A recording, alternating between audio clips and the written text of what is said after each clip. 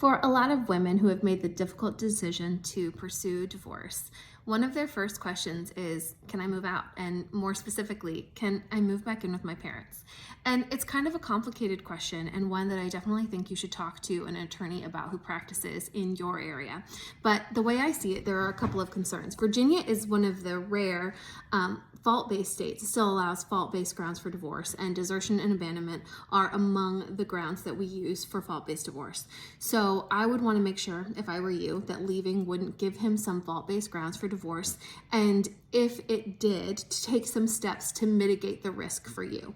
I often tell clients that they could just get something in writing that says that, one party is leaving and that it isn't going to constitute desertion, or either that or just send a text or an email saying, hey, I'm going to my parents for a few days, and kind of leave it open-ended so that it sounds like, you might eventually be back. And let's be real, you might eventually be back. Lots of people reconcile when their marriages are on the brink. So who knows what's going to happen?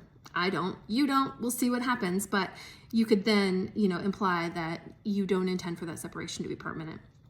And then another thing that I would ask is basically, how far away are mom and dad, and do you have children in common? If we're going across country and you're taking the kids with you, that might be a little more risky than if mom and dad are down the street and you really are just going to stay there for a few days. So I think those two things are relevant concerns and ones that I would talk with an attorney around you.